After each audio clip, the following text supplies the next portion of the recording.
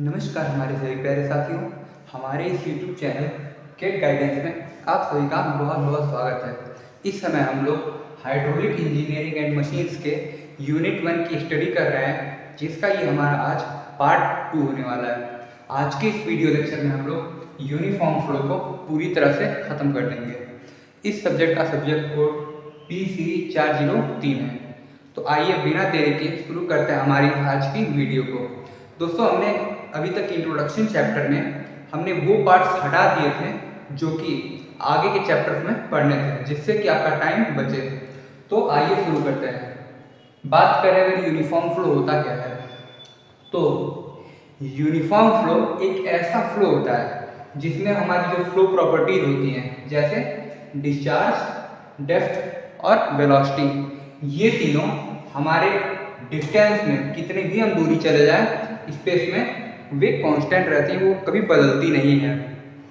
यहाँ पर जैसा कि आप फिगर में देख पा रहे हैं कि यहाँ पर ये आपका चैनल बेड है और चैनल बेड के ऊपर वाई डेप्थ पर हमारी पानी बह रही है। इसके ऊपर टोटल एनर्जी लाइन है। यहाँ पर ये v²/2c it is velocity head. यहाँ पर जो आपका y है ये और कुछ नहीं, आपका प्रेशर हेड है, जिसे हम लोग y = P/ρg, ये जो हमारा है ये है हमारा प्रेशर हेड।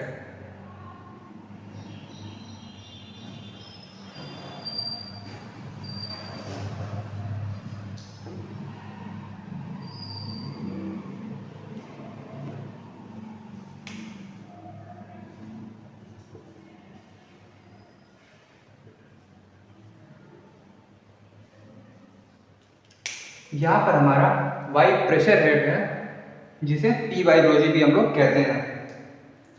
यहाँ पर जैसा कि आप देख पा रहे हैं कि यहाँ पर वाटर का जो साइन कंपोनेंट है, साइन कंपोनेंट, ये यहाँ पर पानी के फ्लो के लिए सबसे ज़्यादा रिस्पॉन्सिबल होगा और यही ग्रेविटी के कारण ये ऐसा होता है। और यही ग्रेविटी इस सरफेस पर, पानी के चैनल बेड पर और पानी के लेयर के बीच जो लगने वाला फ्रिक्शन फोर्स है, ये उसको रजिस्ट करने का काम यहाँ पर करती है। यहाँ पर आप चाहे कितनी भी दूर पर चले जाएं, आपके पहले सेक्शन पर जितना डेप्थ होगा, जितनी वेलोसिटी होगी और जितना डिस्चार्ज होगा, वही डेप्थ, वही वेलोसिटी और वही डिस्चार्ज आपका दूसरे सेक्शन पर भी होगा, चाहे आप कितनी भी दूर चले जाएं। इस केस में आपका जो वाटर सरफेस स्लोप होता है h2, total energy line SF और चैनल बेड स्लोप S0, ये हमारी कांस्टेंट रहती है। क्यों? क्योंकि यहाँ पर न तो हमारी डेप्थ वेरी कर रही है, न ही वेलोसिटी वेरी कर रही है, तो इस वजह से। तो आइए देख लेते हैं कि ये एक एक करके लिखा गया है। It is a type of flow in which flow properties like depth, velocity and discharge is constant with respect to space at any instant of time. यानी कि अगर आप किसी एक इंस्टेंट ऑफ टाइम पे देख रहे हैं तो ये प्रॉपर्टीज वेरी नहीं करेंगी। ये हो सकता है कि अगर आप दूसरी टाइम पर देखें तो ये बदल जाए, लेकिन इनकी केवल वैल्यू चेंज होगी, ये through out the space constant रहेंगे। यानी कि अगर इसे हम लोग मैथमेटिकल फॉर्म में लिखना चाहें तो इसे लिख सकते हैं dy/dx = 0, dq/dx = 0 और dv/dx = 0। The uniform depth of flow in open channel is called normal depth yn।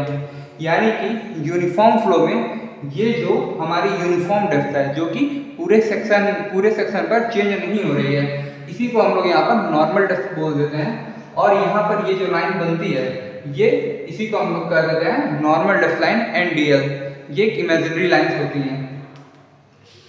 Channel bed slope S0, water surface slope SW and energy line slope SF is same because depth and velocity is constant throughout the channel।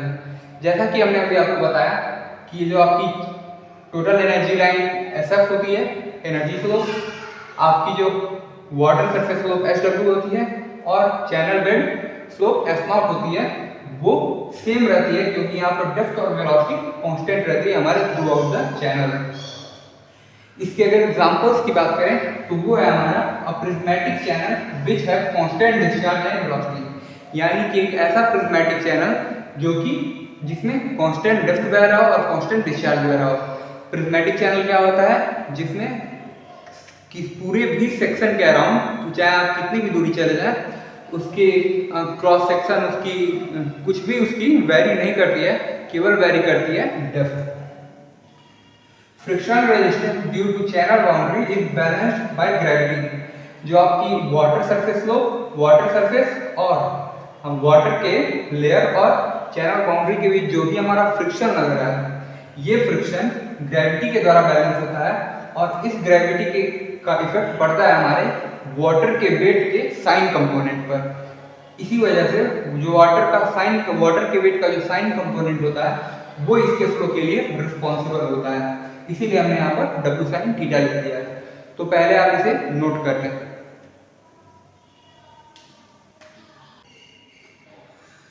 बात करें अगर कि इस पूरे video lecture में हम लोग कौन कौन से टॉपिक्स को कवर करने वाले हैं, तो उनमें हमारा जो सबसे पहला टॉपिक है वो है यूनिफॉर्म फ्लो, जिसे अभी हम लोग कवर कर चुके हैं, देख चुके हैं यूनिफॉर्म फ्लो होता क्या है।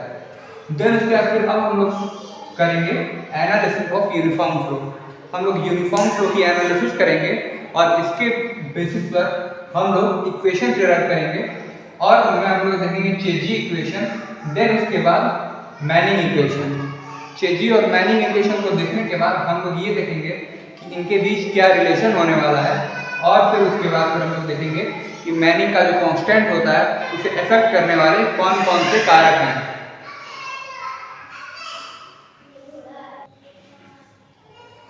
इसके बाद हम लोग देखेंगे मोस्ट एफिशिएंट चैनल सेक्शन को। यहाँ पर दो चीज़ें होती हैं, एक होती है मोस्ट एफिशिएंट और दूसरा होता है मोस्ट इकोनॉमिकल। लेकिन यहाँ पर हम लोग के उस ओपन चैनल फ्लो में मोस्ट एफिशिएंट है। क्यों? क्योंकि हमें चैनल की एफिशिएंसी देखनी है जिससे कि मैक्सिमम डिस्चार्ज मिल सके, न कि हमारा यहाँ पर ये काम होगा कि हम लोग चैनल को मोस्ट इकोनॉमिकल बनाएं। मोस्ट इकोनॉमिकल बनाने का काम आपका इरिगेशन में आता है। यहाँ पर ओपन चैनल फ्लो में आपको मोस्ट एफिशिएंट देखना है ताकि हमें डिस्चार्ज मैक्सिमम मिल सके कम से कम क्रॉस सेक्शन पर। इसमें हम तीन तरह के सेक्शन देखने वाले हैं, rectangular channel section, triangular channel section और ट्रेपेजॉइडल चैनल सेक्शन। इनको हम लोग देखेंगे। देन उसके बाद फिर हमारा न्यूमेरिकल क्वेश्चंस का पार्ट आएगा। तो ये हमारा इस वीडियो का स्ट्रक्चर रहने वाला है, कैसे कैसे हम लोग इस वीडियो को कवर करेंगे। अब बात करें अगर एनालिसिस ऑफ यूनिफॉर्म फ्लो की, कि अगर हम यूनिफॉर्म फ्लो की एनालिसिस अगर कर रहे हैं तो फिर उस केस में ये रहा हमारा चैनल बेड, यहाँ पर हमने एक कंट्रोल वॉल्यूम रख दिया है। यहाँ पर जब भी हम लोग एनालिसिस करते हैं किसी भी ओपन चैनल फ्लो की तो हम लोग एक कंट्रोल वॉल्यूम सिलेक्ट करते हैं। देन उसके बाद हमने यहाँ पर दो सेक्शन लिए, सेक्शन 1 और सेक्शन 2। उस केस में इस सेक्शन 1 पर यहाँ पर एक एक्सटर्नल फोर्स F1 लग रहा है जो कि हाइड्रोस्टैटिक प्रेशर होगा इस साइड, और इसी के अपोजिट साइड सेक्शन 2 पर भी एक हाइड्रोस्टैटिक फोर्स F2 लगेगा। यहाँ पर पानी की डायरेक्शन में जो हमारा फ्लो होने वाला है वो होगा हमारा W sin theta. W sin theta यहाँ पर एक फ्लो होने वाला है और इस W sin थीटा के काउंटर में एक फोर्स फ्रिक्शन वाला फोर्स लगेगा F। इस कंट्रोल वॉल्यूम का लेंथ L है। यहाँ पर यूनिफॉर्म फ्लो की डेप्थ y0 है और हमारा जो वेलोसिटी एरिया है v²/2g। अब अगर हम इस पर मोमेंटम इक्वेशन अप्लाई कर रहे हैं तो अकॉर्डिंग टू मोमेंटम इक्वेशन हम जानते हैं कि जितना भी हमारा नेट एक्सटर्नल फोर्स होता है यानी F1 plus W sin theta minus F2 minus FF force due to friction, ये किसके बराबर होगा? हमारे नेट मोमेंटम डिफरेंस जो होगा वो उसके बराबर होगा, ऐसा हमारा मोमेंटम इक्वेशन कहता है। तो उस केस में अगर हमारा फ्लो यूनिफॉर्म है अगर, तो उस केस में क्या होगा कि हमारा जो W sin थीटा होगा वो FF के बराबर होगा और F1 जो होगा F2 के बराबर होगा। क्यों? क्योंकि इस पर जो भी हमारा नेट मूवमेंट काम करता है वो जीरो होता है। इस केस में हम फर्स्ट इक्वेशन से अगर इस केस में हमारा क्या हो जाएगा m2 - m1 बराबर 0। अब अगर हम लोग फर्स्ट इक्वेशन में W sin थीटा बराबर FF, तो यहाँ पर W क्या है आपका? वेट। वेट क्या होता है? Density into volume. वेट क्या होता है आपका? Density into volume. वॉल्यूम को हम लोग एरिया इंटू लेंथ लिख सकते हैं इंटू साइन थीटा बराबर फोर्स ड्यू टू फ्रिक्शन। तो आपने फ्रिक्शन का फोर्स पढ़ा है, फ्रिक्शन कोई भी फोर्स को क्या होता है? Stress into area. यहाँ पर जो फोर्स लग रहा है वो शियर स्ट्रेस लग रहा है, शियर फोर्स लग रहा है। तो इस शियर फोर्स के लिए जो स्ट्रेस होगा वो शियर स्ट्रेस होगा टाउ नॉट, और एरिया क्या होगा लेंथ इनटू इसका पेरीमीटर, लेंथ इनटू पेरीमीटर। तो हमारा टोटल हो जाएगा टाउ नॉट इनटू पीएल बराबर गामा एल साइन थीटा। इसको हमने इक्वेशन नंबर 2 मान लिया। अब यहाँ पर जो हमारा टाउ नॉट है वो है एवरेज शियर स्ट्रेस जो कि इस चैनल बाउंड्री पर एक्ट कर रहा है। और अगर हमारा जो थीटा है वो काफी स्मॉल है, क्योंकि यूनिफॉर्म फ्लो का केस, यूनिफॉर्म फ्लो के केस में थीटा काफी स्मॉल होता है, तो उस केस में जो हमारा थीटा होगा वो लगभग साइन थीटा के बराबर होगा। और इस साइन थीटा को हम लोग tan थीटा के बराबर भी लिख सकते हैं according to trigonometry math. tan theta को क्या कहते हैं bed slope, channel bed slope S nought. अब इक्वेशन 2 से यहाँ पर हम लोगों ने साइन थीटा को S नॉट के बराबर रख दिया, गामा एल S नॉट बराबर टाउ नॉट पीएल। यहाँ से हमने लेंथ को लेंथ से काट दिया, तो टाउ नॉट बराबर क्या हो गया gamma A by P S nought. अब जो हमारा एरिया अपॉन पेरीमीटर होता है वो आप जानते हैं हाइड्रोलिक रेडियस के बराबर होता है। और यहाँ पर चूंकि इसको हम लोगों ने लिख दिया टाउ नॉट बराबर gamma r nought S nought. अभी आप इसको लिख लीजिए।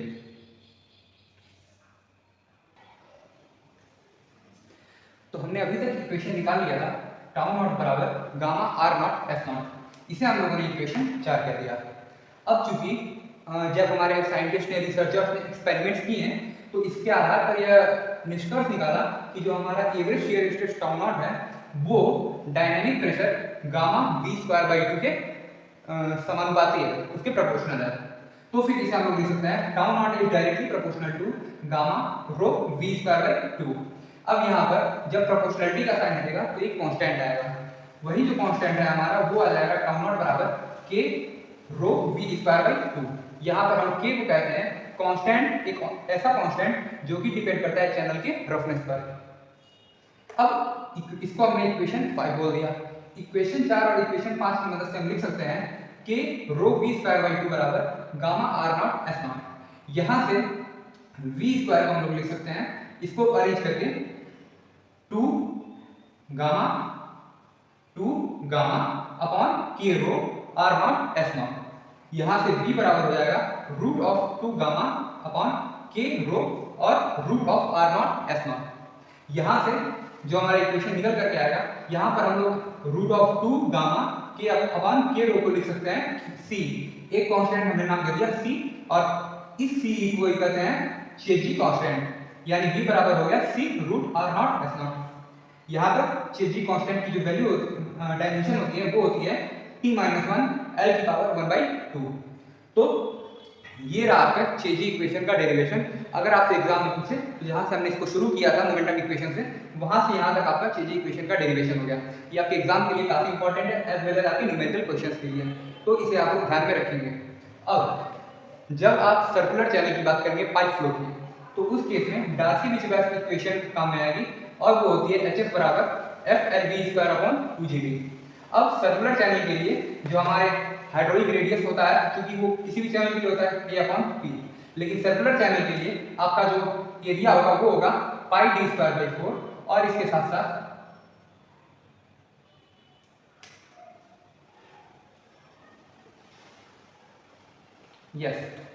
यहाँ पर सर्कुलर चैनल के लिए जो आपका हाइड्रोलिक रेडियस होगा वो हो जाएगा d/4 यहाँ से, क्योंकि आपका जो पेरीमीटर होता है वो होता है पाई इंटू डी और एरिया होता है πd²/4। यहाँ से जब इसको सॉल्व करेंगे तो r बराबर आ जाएगा d/4, यहाँ से d बराबर 4r।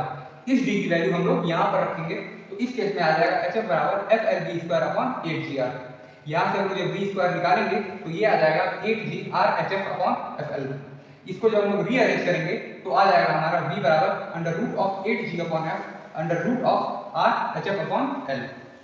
यहाँ पर जो आपका HF/L है, इस HF/L को हम लोग लिखते हैं S नॉट चैनल बेड के बराबर। यहाँ पर हम लिख दे रहे हैं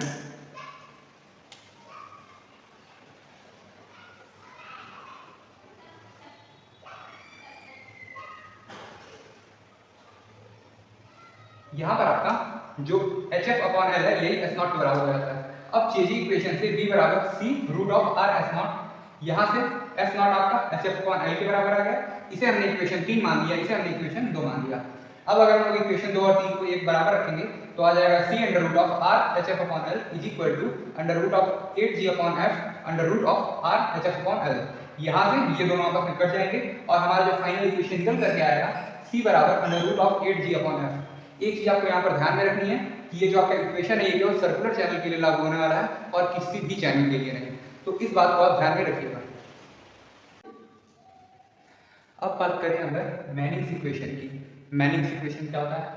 तो मैनिंग्स इक्वेशन के अकॉर्डिंग जो वेलोसिटी होती है हमारी वो होती है 1 अपॉन n r की पावर 2/3 s की पावर 1/2, जहाँ पे r क्या है? Hydraulic mean depth of flow, s not slope of channel width, और इसके साथ साथ जो आपका n होता है वो आता है आपका रेफरेंस कोफिशिएंट, जो कि डिपेंड करता है आपका चैनल बाउंड्री के नेचर के आधार पर। अब यहाँ पर एक नोट पॉइंट है जो कि आपको ध्यान रखना चाहिए कि जो कोफिशिएंट मैग्नेटिक कोफिशिएंट की जो वैल्यू होती है वो आपकी रेंज करती है 0.011 से 0.050 के बीच। अब अगर बात करें कि चेजी इक्वेशन और मैनिंग इक्वेशन के बीच का रिलेशन क्या होता है, तो वो होता है आपका v बराबर, सबसे पहले हम देखेंगे चेजी इक्वेशन, v बराबर c रूट और s नॉट, और जो आपका मैनिंग इक्वेशन होता है वो आपका होता है 1 अपॉन n r की पावर 2/3 s की पावर 1/2। इसको अगर हम लोग इस फॉर्म में लिखना चाहें तो हम लोग लिख सकते हैं v बराबर 1/n r की पावर 1/6 और under root r s nought. इसको हमने इक्वेशन 1 मान लिया, इसको हमने मान लिया इक्वेशन 2। अब इक्वेशन 1 और 2 से इसको जब हम इक्वेट करेंगे तो under root r s nought under root r s nought cut जाएगा और जो आपका फाइनल इक्वेशन निकल करके आएगा वो आएगा c बराबर 1/n r की पावर 1/6। तो इसे आप नोट कर लीजिए।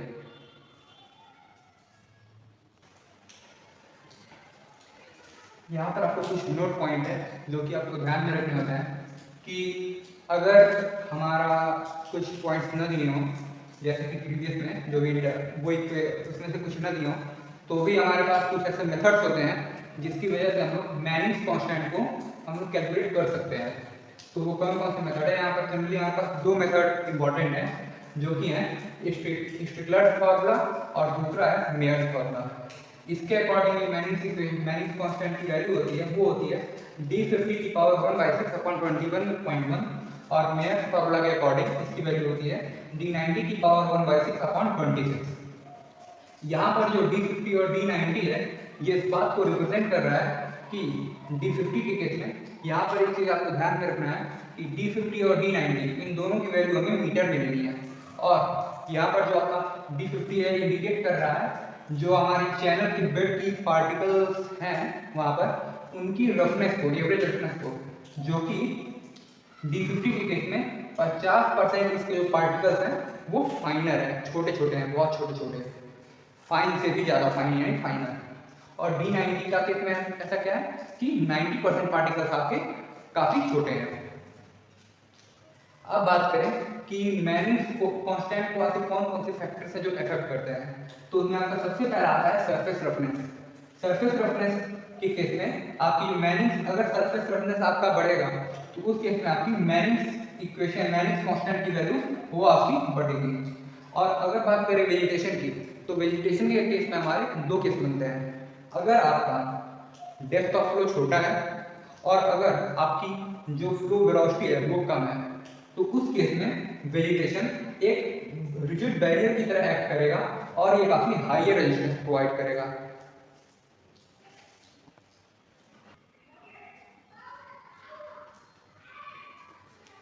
अगर आपकी यहाँ पर वेलोसिटी हाई होगी और आपका डेप्थ भी काफी अधिक होगा, तो उस केस में जो आपका वेजिटेशन है वो क्या होगा, वो बेंड हो जाएगा और इसके साथ साथ डिफॉर्म हो जाएगा, जिसकी वजह से ये स्मूथनेस प्रोवाइड करेगा। और इस केस में आपकी जो रेजिस्टेंस है, आपकी जो मैनिंग्स कोफिशिएंट है वो काफ़ी लो हो जाएगी। यहाँ पर एक स्टेप है, इसे करेक्ट कर लीजिएगा, लो रेजिस्टेंस। अब बात करें आपके तीसरे पॉइंट की, वो है आपका क्रॉस सेक्शन इरेगुलरिटी, यानी कि अगर आपके क्रॉस सेक्शन में इरेगुलर होगा, आपका जो नेचुरल चैनल है उसमें चूंकि इरेगुलर होते हैं, वो लाइन तो होते नहीं है, जो आपकी अनलाइंड कैनाल्स, आपकी अनलाइंड चैनल्स होती हैं, वो क्या करती हैं, वहाँ पर एनर्जी लॉसेस काफ़ी ज़्यादा होते हैं जिनको कैलकुलेट करना, जिनका एनालिसिस करना काफ़ी डिफिकल्ट होता है, इसलिए यहाँ पर बाउंड्री रेफरेंस काफ़ी इंक्रीज हो जाता है। अगर बात करें इरेगुलर अलाइनमेंट ऑफ चैनल की, तो आपका इरेगुलर अलाइनमेंट ऑफ चैनल मतलब कि वो कुछ इस तरह से एकदम सीधे नहीं है, वो ऐसे आकर के आपने देखा कई सारी जो नदियाँ होती हैं वो इस प्रकार से कुछ बहती हैं। तो ये यहाँ पर इनकी इसकी वजह से वेलोसिटी जो है काफ़ी लो हो जाती है और इसकी वजह से मैग्नीज जो कांस्टेंट है वो इंक्रीज हो जाता है। यहाँ पे देख पा रहे हैं जो आपकी v है वो इनडायरेक्टली प्रोपोर्शनल है 1/n के।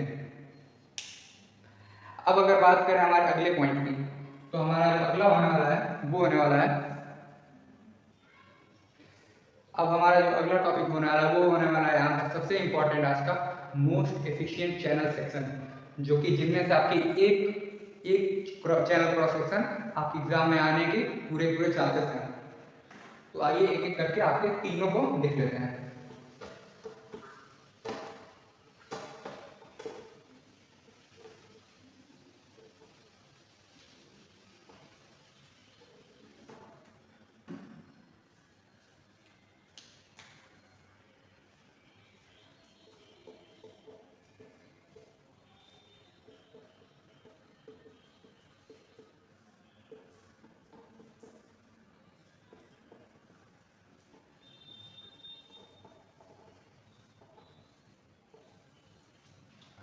मोस्ट एफिशिएंट चैनल सेक्शन में हम लोग मोस्टली तीन चैनल सेक्शन की इस वीडियो में हम लोग एनालिसिस करेंगे, जिनमें आपका जो सबसे पहला चैनल है वो है आपका रेक्टेंगुलर चैनल सेक्शन।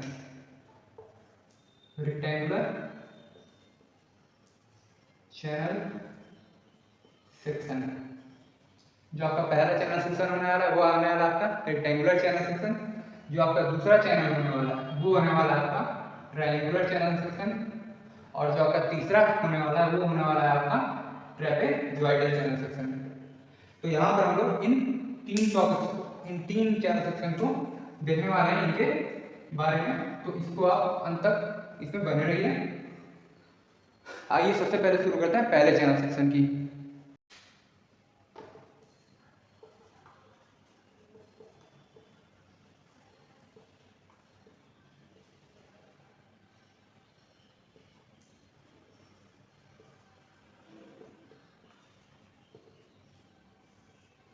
अगर बात करें रेक्टेंगुलर चैनल सेक्शन की, तो ये उसका क्रॉस सेक्शन हो गया, ये इसकी विड्थ हो गई b, यहाँ पर इसकी विड्थ b हो गई।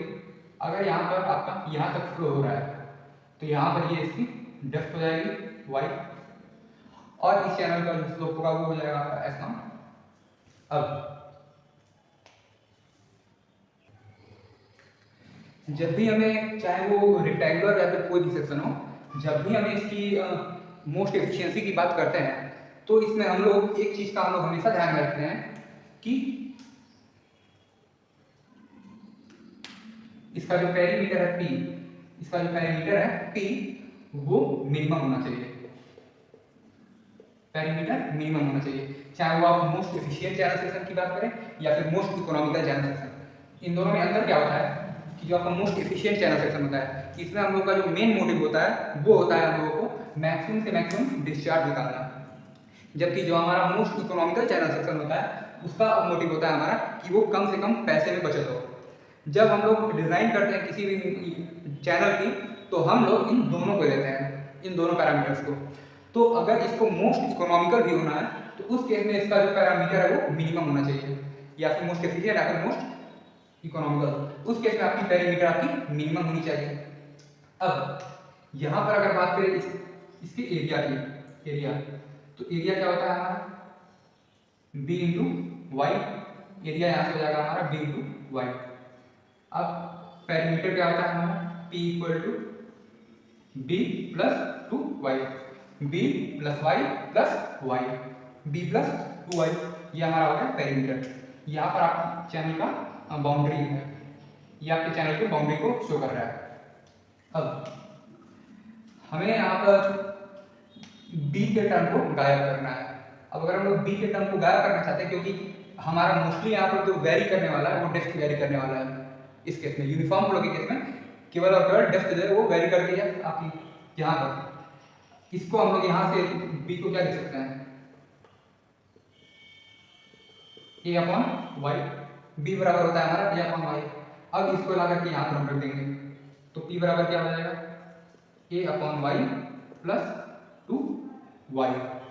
यहाँ से क्या हो जाएगा a upon y plus 2y। अब अगर इसको मिनिमम होना है, इसको हम इक्वेशन 1 कर देना है। अगर इसको मिनिमम होना है तो इसका जो डिफरेंशिएशन होगा वो 0 के बराबर होगा, मैक्सिमम मिनिमम, यानी कि dt अपॉन dy। यहाँ पे जो वेरी करने वाला है वो डेप्थ वेरी करने वाला है इक्वल टू 0। अब अगर हम इसका डिफरेंशिएशन करें तो e अपॉन वाई क्या हो जाएगा minus of a upon y square plus 2 y का डिफरेंशिएशन 1 और इसको हम लोग 0 के बराबर कर देना है। ये माइनस है, इसको इधर ले जाइए तो यानी कि a अपॉन वाई स्क्वायर बराबर 2, a upon y square by 2, यानी कि यहाँ से हो जाएगा हमारा a बराबर 2y स्क्वायर। ये हमारा इसमें पहला पॉइंट निकल के आ गया। हमने एरिया क्या निकाल लिया अपना, एरिया हमारा 2y स्क्वायर के बराबर होना चाहिए।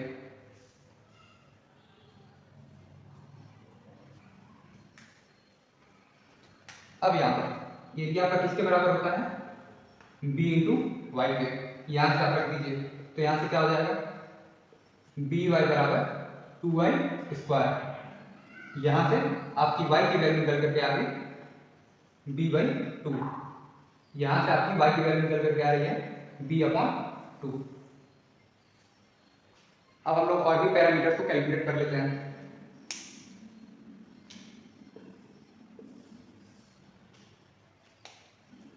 आपका क्या निकल के आ गया, आपका एरिया निकल के आ गया, डेप्थ को भी इस फॉर्म में हमने लिख दिया। अब इसके बाद हम जो अगला कैलकुलेट करने वाले हैं वो करने वाले हैं पेरीमीटर। पेरीमीटर क्या होता है आपका b प्लस 2y। यहाँ से हम लोग b की वैल्यू रख दे रहे हैं, यहाँ से हम लोग b की वैल्यू रख दे रहे हैं तो b क्या हो जाएगा हमारा 2y। यहाँ से b बराबर 2y यानी कि 2y प्लस 2y, यानी कि पेरीमीटर हमारा हो गया 4y के बराबर। पेरीमीटर हमारा हो गया 4y के बराबर।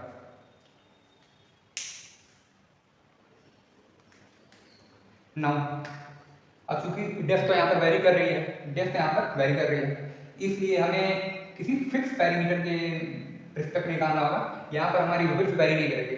डेप्थ भले ही आपके पानी की लेवल के साथ ऊपर नीचे हो सकती है, विड्थ तो उतनी ही रहनी है आपकी। तो यहाँ पर अगर इसको b के फॉर्म में कैलकुलेट करें, y बराबर होता है आपका b बाई 2, तो यहाँ से क्या हो जाएगा आपका 4 इंटू बी अपॉन 2, यानी कि ये हो गया आपका पेरीमीटर किसके बराबर 2b के बराबर। पेरीमीटर आपका हो गया 2b के बराबर। इसके अलावा एरिया भी हम लोग b के टर्म्स में निकालेंगे एरिया, तो 2 इंटू वाई की value b by 2, b upon 2 इसका स्क्वायर। तो यहाँ से एरिया हमारा क्या निकल के आ गया 2 इंटू बी स्क्वायर अपॉन 4, यानी कि एरिया हमारा निकल करके आ गया बी स्क्वायर बाई 2।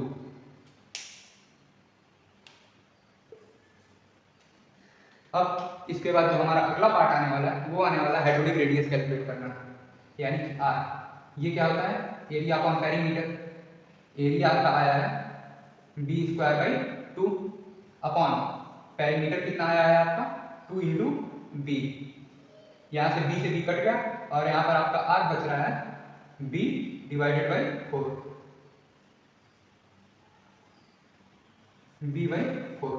यह आपका हाइड्रोलिक रेडियस आ गया। तो इसे आप तब तक नोट कर लीजिए।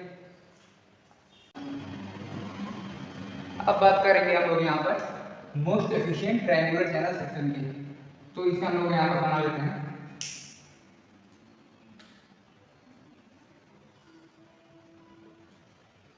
ये हमारा बन गया आपका ट्रायंगुलर सेक्शन। अब इस ट्रायंगुलर सेक्शन में क्या क्या होंगे इसको आप यहाँ पर देख लीजिए।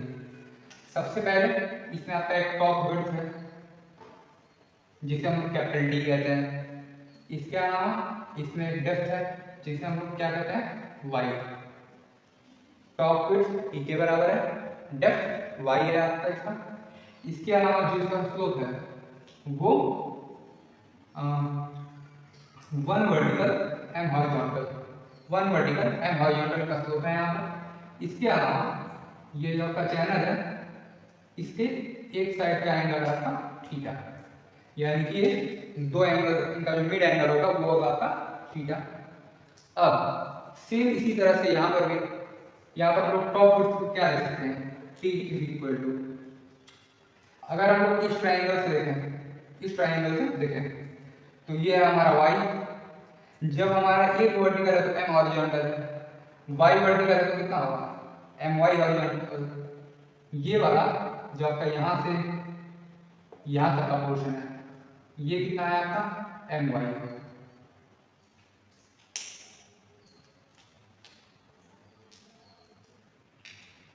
यहाँ से यहाँ तक का जो पोर्शन है वो है आपका my। सेम इतना ही आपका यहाँ से यहाँ तक का होगा क्योंकि आपका ये डिवाइडर एंगल सेम है।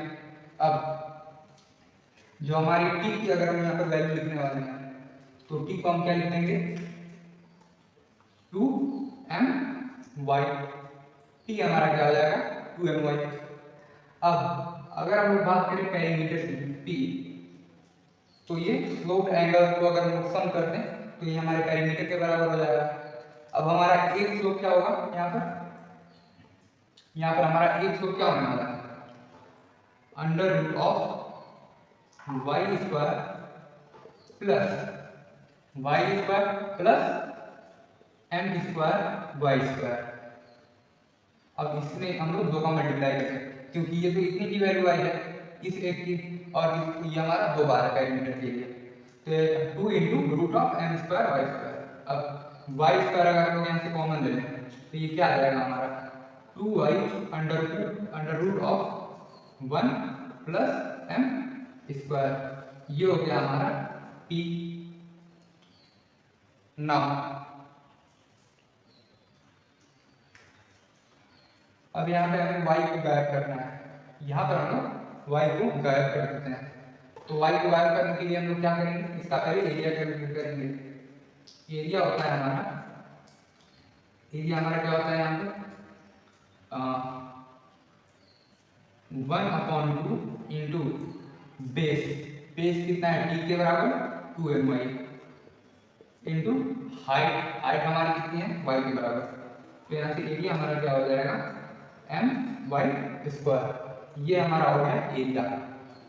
अब हम लोग क्या करेंगे कि यहाँ से y की वैल्यू क्या हो जाएगी हमारी y स्क्वायर की value under root of 1/m। y की वैल्यू यहाँ से हमारी हो जाएगी अंडर रूट ऑफ a/m। ये हम लोग यहाँ पर लिख देंगे यहाँ पर।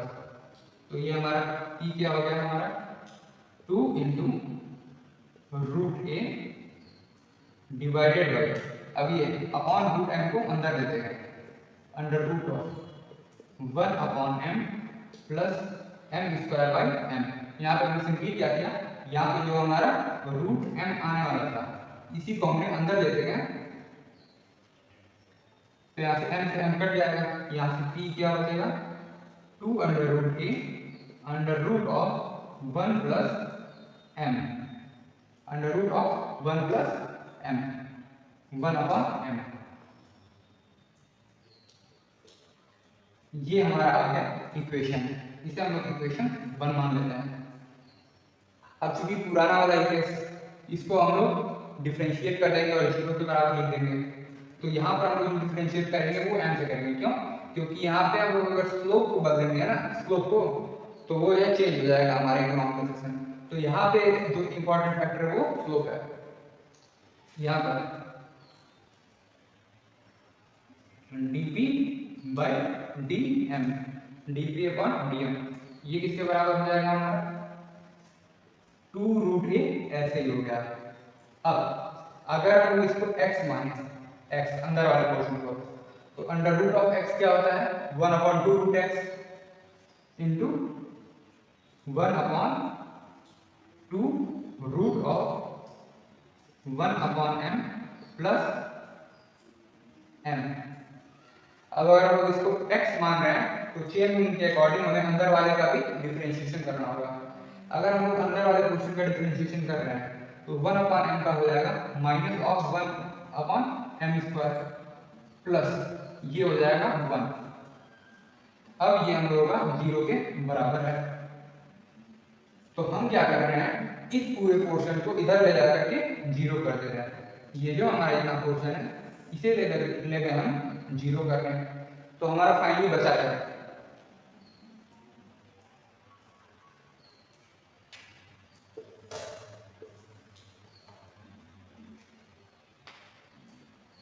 यहाँ पर हमारा निकल करके आ रहा है 1 इज इक्वल टू 1/m²।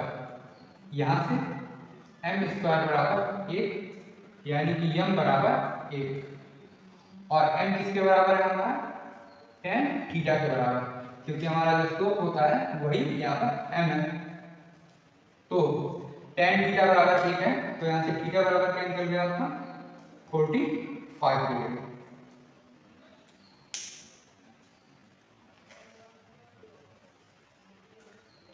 यानी कि मोस्ट इकोनॉमिकल ट्रायंगुलर सेक्शन के लिए जो आपका एंगल है वो 45 डिग्री होना चाहिए, ये आपका मस्ट है हाफ एंगल।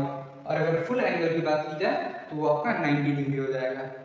ये आप इसको नोट कर लीजिए।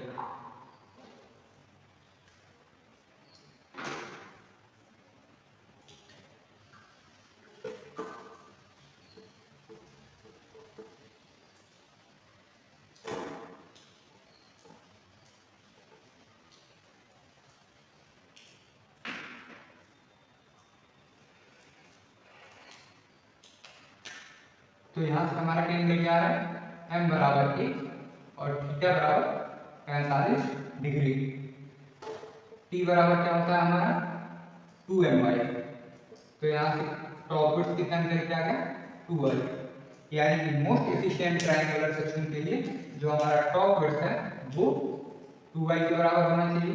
थीटा 45 डिग्री, m की वैल्यू 1, यानी 1/1 का स्लोप हमें देना होगा most efficient economical triangular section के लिए। अब बात करें एरिया की। एरिया होता है हमारा my²। तो यहाँ से वैल्यू रखने पर ये बराबर क्या आ जाएगा हमारा y²। ये बराबर आ गया हमारा यहाँ से y²। एक और चीज हमारा रह गया पेरीमीटर। तो पेरीमीटर क्या हो गया आपका 2y√1 + m²। 1 + m²।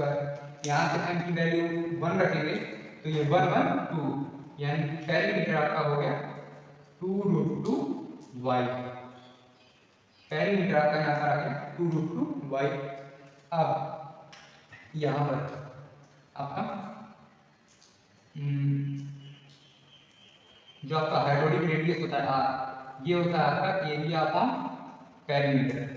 एरिया आपका यहाँ पर आ रहा है y² अपॉन पेरीमीटर आ रहा है आपका निकल करके 2√2y।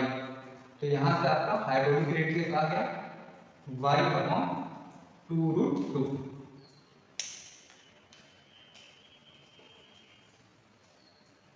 y अपॉन 2√2 ये आपका हो गया, इसे आप लोग नोट कर रहे हैं। अब बात कर रहे हैं हमारे तीसरे चैनल की, वो है आपका मोस्ट एफिशिएंट ट्रेपेजॉइडल सेक्शन।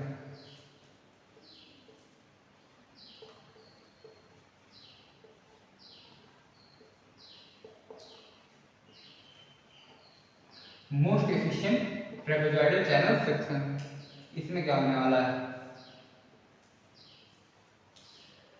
ये रही आपकी ट्रेपेजॉइडल सेक्शन। इसमें ये आपका पानी का टेस्ट है। यहां से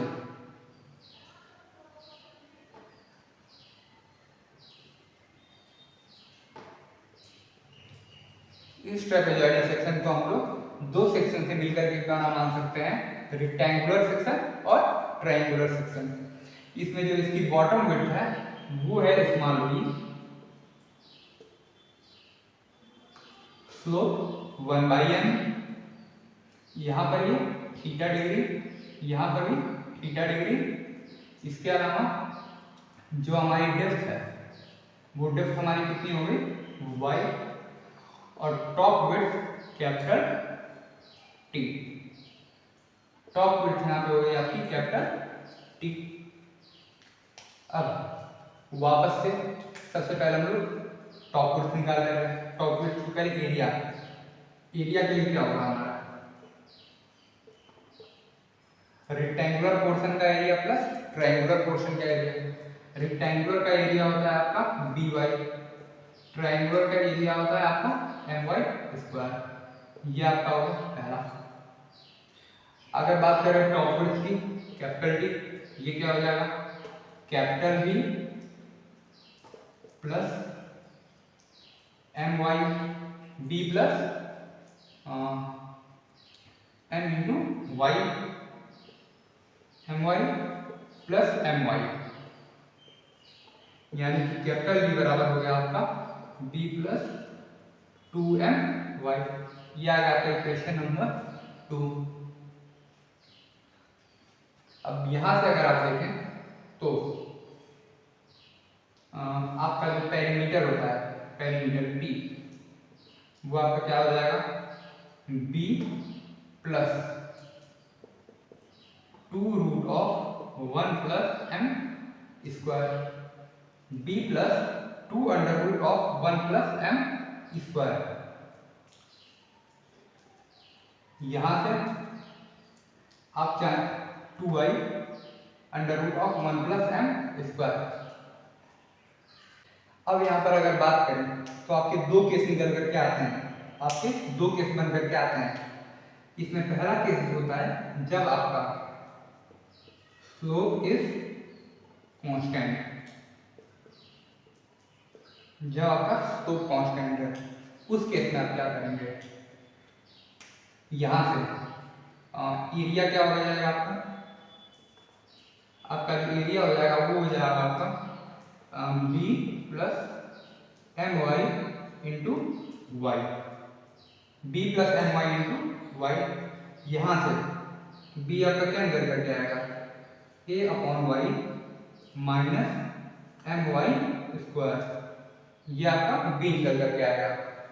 अब b की वैल्यू यहाँ पर पैरामीटर में रख देंगे, तो यहाँ पर रखने पर हमारा क्या हो जाएगा p बराबर a upon y, a upon y minus m y square, a upon y minus m y square plus 2y√1 plus m square. ये आपके पैरामीटर की वैल्यू यहाँ से निकल करके आ गई। अब यहां पर जो हमारा एरिया है, एरिया एंड यहां पर इस केस में हमारा स्लोप भी कांस्टेंट है, area and slope is fix. Area और स्लोप जब हमारा फिक्स हो गया तो हमारा क्या हो जाएगा dp अपॉन dy, यानी कि यहाँ पर डेप्थ वेरी कर रही है, और जब dp अपॉन dy निकालेंगे तो ये हो जाएगा हमारा minus of a upon y square, minus of a upon y square minus of 2m y plus 2√1 plus m square. ये आपका यहां पर निकल करके आ गया।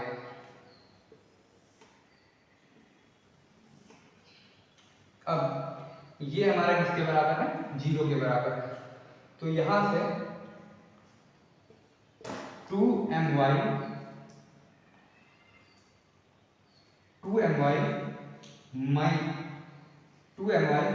Plus a upon y square, ये किसके बराबर हो गया 2√1 प्लस एम स्क्वायर के।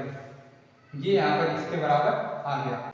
यहाँ पर आप एक करेक्शन कर लेंगे, यहाँ पर जो आपका a upon y plus minus m y यहाँ पर हो जाएगा, तो यहाँ पर जब एम वाई होगा तो उस केस में आपका यहाँ पर जो बचेगा वो बचेगा एम वाई यहाँ पर, और इस केस में ये आपका हो जाएगा एम वाई बचेगा यहाँ पर, तो यहाँ पर केवल एम बचेगा, m plus a upon y square is equal to इतना। अब इसको आप एक काम कीजिए कि इसे आप यहाँ लिख दीजिए।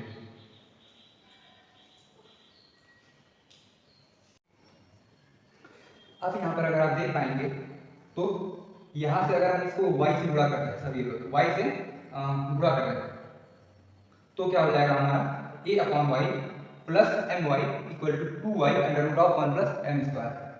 अब हम लोग यहाँ से देख पा रहे हैं क्योंकि यहाँ से a इक्वल टू होता है हमारा b plus m y into y, तो यहाँ से हम लोग ए की यहाँ पर वैल्यू रख देंगे b plus m y into y divide by y, और ये as it is.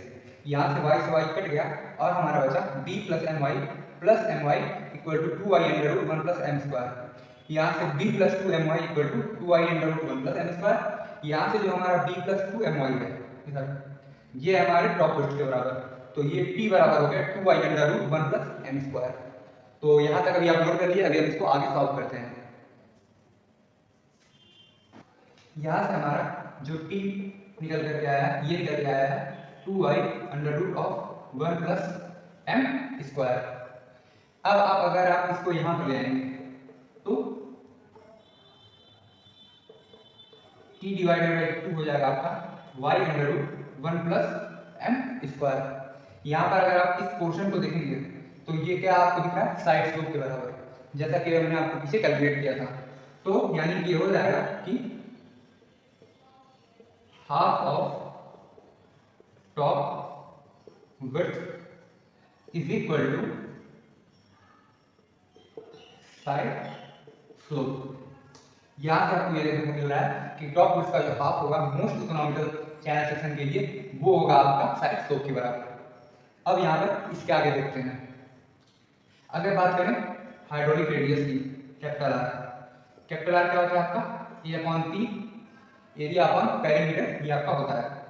Now area हमारा क्या था, b plus m y into y divide by perimeter हमारा क्या था, b plus 2y under root of 1 plus m square, 1 plus m square. अब आप यहाँ पर देख पा रहे हैं कि जो हमारा 2y under root 1 plus m square है, 2y अंडर रूट, अब आप यहाँ पर देख पा रहे हैं कि b plus 2y under root 1 plus m square, यानी कि ये हमारा इसके बराबर हो जाएगा, टॉप इसके बराबर। तो यहाँ से हम आगे r is equal to b plus m y upon b plus t, ये हमारा इसके बराबर हो गया। अब आप यहाँ पे देख पा रहे हैं कि एक्चुअल में हमारा टॉप विड्थ है क्या, b plus m y plus m Y.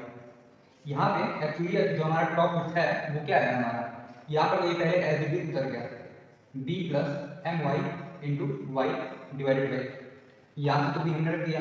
अब टॉप विड्थ क्या है आपका, b plus m y plus m y, यानी कि आपका ये हो गया b plus m y into y divided by 2 into b plus m y. यहाँ से आप इस क्वेश्चन को काट सकते हैं, यानी कि जो हमारा हाइड्रोलिक रेडियस हो गया वो क्या हो गया, y बाई 2।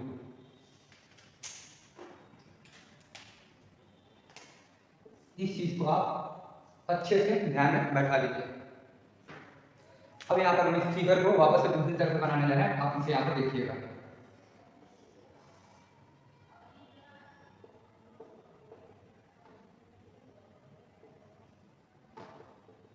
ये हमारा वाटर का लेवल हो गया, यहाँ पर ये इसकी हो गई डेप्थ y, यहाँ पर हो गया इसका विड्थ b, इसके साथ साथ यहाँ पर हमारे दो परपेंडिकुलर्स को यहाँ पर ड्रॉ कर सकते हैं। यहाँ पर अब चूंकि हमने अभी पीछे डराइव किया कि जो हमारा टॉप विड्थ होता है वो क्या है हमारे, अगर इसको हम नाम दें यहाँ पर ए सी ई और एफ, यहाँ पर अगर इसको ए सी ई एफ ट्रेपेजॉइड नाम है तो हमारा जो टॉप विड्थ टी है वो है हमारा ए सी, और जो हमारा साइड स्लोप है वो है हमारा टी बाई 2। टी बाई 2 क्या है हमारा, साइड स्लोप के बराबर है। तो यहाँ से हम लोग क्या करने वाले हैं कि हम लोग इसके मिड पॉइंट से, इस टॉप विड्थ के मिड पॉइंट से जो कि वो है, यहाँ से हम लोग एक परपेंडिकुलर खींचेंगे इस पर साइड स्लोप पर, एक परपेंडिकुलर हम लोग यहाँ पर खींचने वाले हैं जो कि किस नाम से जाना जाएगा आपका, मान लेते हैं इसको जी नाम से। यहाँ से एक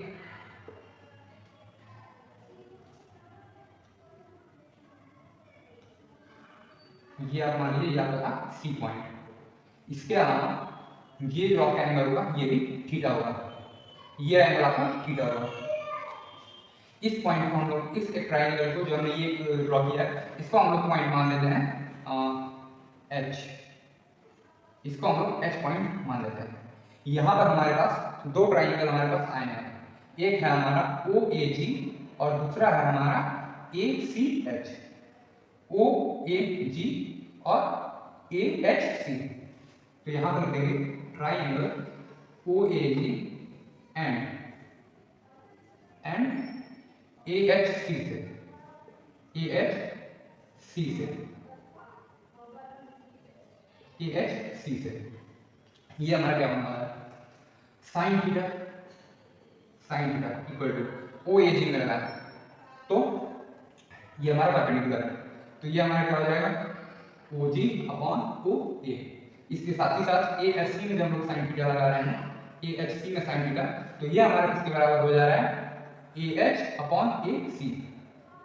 ये हमारा हो जा रहा है ए एच अपॉन ए सी के बराबर।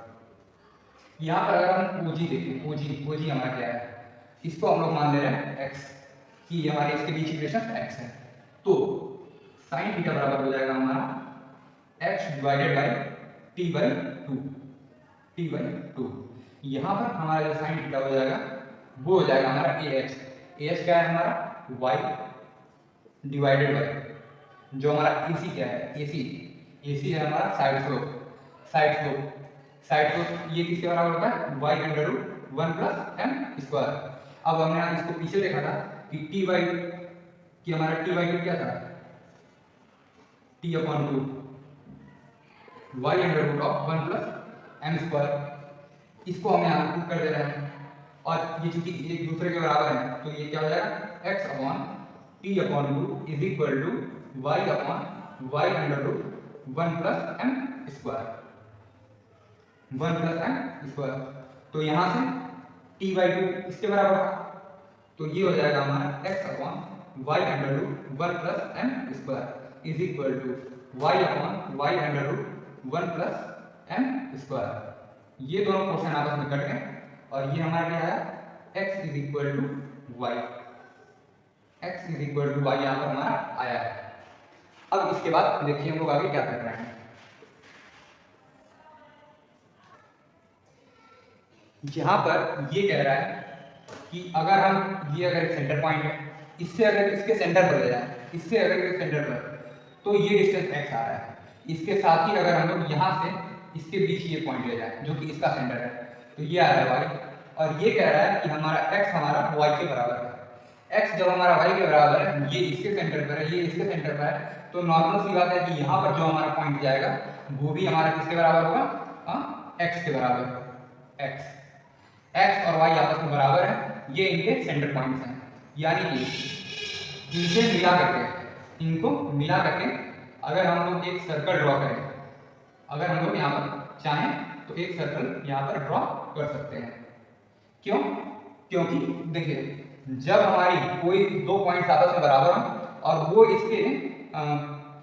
इसके टेंजेंट पर 90 डिग्री का एंगल ड्रॉ करती हो, तो वहां पर एक सर्कल बनाया जा सकता है। तो चूंकि जैसा कि यहाँ पर हमारा रिजल्ट आ गया है x बराबर y, तो इस कंडीशन में हम ये कह सकते हैं कि ट्रेपेजॉइडल सेक्शन में एक सेमी सर्कल हमारा आ सकता है, या फिर अगर हम दो अगर ट्रेपेजॉइडल सेक्शन एक के ऊपर ऐसे लें तो भी हमारा एक सर्कल आ जाएगा। तो for most efficient trapezoidal section a circle of radius y shall be inscribed in trapezoidal section. ये आपके में प्रूफ करने को आ सकता है, आता भी है कई बार, इसलिए ये आपका काफी इंपॉर्टेंट है, इसे आप ध्यान से समझ करके नोट कर लीजिए। अभी हमने जो लास्ट केस लिया था उस केस में हमारा जो साइड स्लोप था वो कांस्टेंट था, लेकिन यहाँ पे क्या होगा, हमारा साइड स्लोप वेरी करेगा। तो जो हमारा दूसरा केस है वो है when side slope very, when side slope very, यानी कि जब हमारा साइड स्लोप बदले तो उस कंडीशन में हमारा क्या होने वाला है। सेम पिछली बार की तरह जो हमारा एरिया होगा वो क्या होगा हमारा b plus m y into y, और जो हमारा पेरीमीटर होगा वो क्या होगा b plus 2y under root of 1 plus m square. अगर हमारा साइड स्लोप वेरी कर रहा है तो किसी एक चीज को कांस्टेंट होना पड़ेगा, तो यहाँ पे विड्थ तो अपने आप कांस्टेंट है, इसको तो छेड़ना नहीं है। बचा साइड, या तो साइड स्लोप वेरी करे या फिर डेप्थ। पिछले वाले में डेप्थ वेरी कर रही थी, पिछली वाले में डेप्थ वेरी कर रही थी, साइड स्लोप कांस्टेंट था। यहाँ पे डेप्थ कांस्टेंट रहेगी और साइड स्लोप वेरी करेगा। तो यहाँ से हम लोग b इक्वल टू लिख सकते हैं, b is equal to a upon y minus of m y. इस b को आप यहाँ पे इंसर्ट कर दीजिए, तो हमारा जो p आ जाएगा वो आ जाएगा a upon y minus of m y plus of 2y under root of 1 plus m square. ये हमारा p आ गया। इसको हम मान ले रहे हैं इक्वेशन 1। इसको हम लोग differentiate for minimum parameter, for minimum perimeter. इस केस में क्या होगा कि जो हमारा dp अपॉन डी एम रहेगा वो रहेगा हमारा 0, और जब हमारा dp अपॉन डी एम 0 है तो उस केस में हमारा ये dp अपॉन डी एम हम यहाँ पर लिख भी ले रहे हैं, ये हमारा क्या जाएगा a अपॉन वाई, ये 0 हो गया।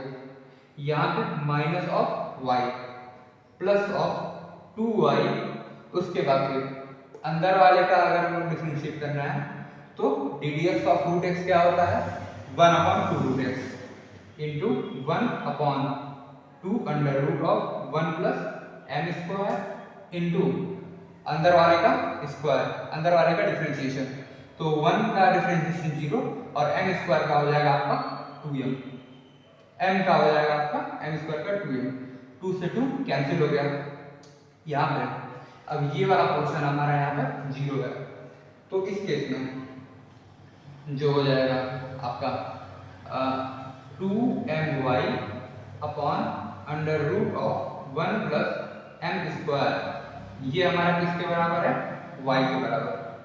ये हमारा y के बराबर है, y से y कट गया, और तो हमारा यहाँ पे क्या बच गया 2m is equal to under root of 1 plus m square.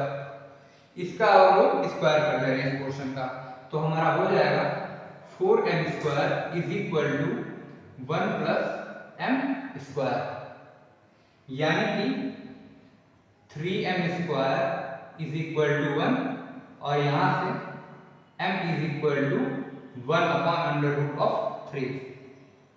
अब m की वैल्यू होती है आपकी tan थीटा, ये आप बहुत पहले से जानते हैं। तो tan थीटा अगर आपका 1 अपॉन रूट 3 है तो उस केस में थीटा आपका कितना आ जाएगा, थीटा कितना आ जाएगा आपका 60 डिग्री। थीटा आ गया आपका 60 डिग्री। अब आप इस फिगर में देखिए, ये आपका यहाँ पे थीटा था। अगर इस थीटा की वैल्यू 60 डिग्री है तो अंदर वाला आपका क्या हो जाएगा 120, अंदर वाला आपका 120 डिग्री हो जाएगा।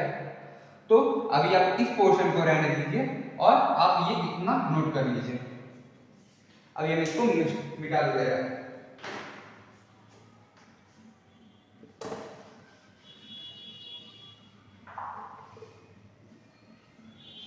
आप इस वाले पोर्शन का नोट कर लीजिए। यहाँ पर आपका जो एक सबसे इम्पोर्टेंट चीज़, एक और जो आपके एग्जाम में आने के काफ़ी चांसेस हैं कि ये कहता है कि ये प्रूफ करिए, proof that most economical trapezoidal channel section is half of hexagon, तो ये आपके एग्जाम में आपको प्रूफ करने को आता है। तो इसमें आप क्या करेंगे, अभी तक आपने जितने भी स्टेप किए हैं वो सब तो आप करेंगे ही करेंगे। यहाँ पर फिर आगे क्या करेंगे कि यहाँ पे जो थीटा है वो है आपका 60 डिग्री, और वो क्या है आपका एक्सटर्नल एंगल, एक्सटर्नल एंगल। तो यहाँ से आपका इंटरनल एंगल क्या हो जाएगा, internal angle is equal to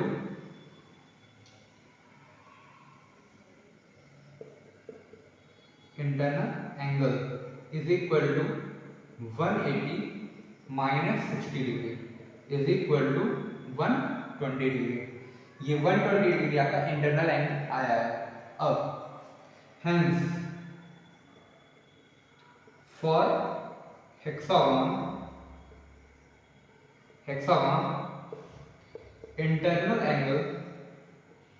internal angle is equal to 120 degree and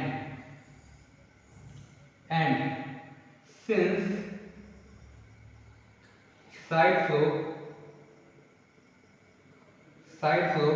is equal side length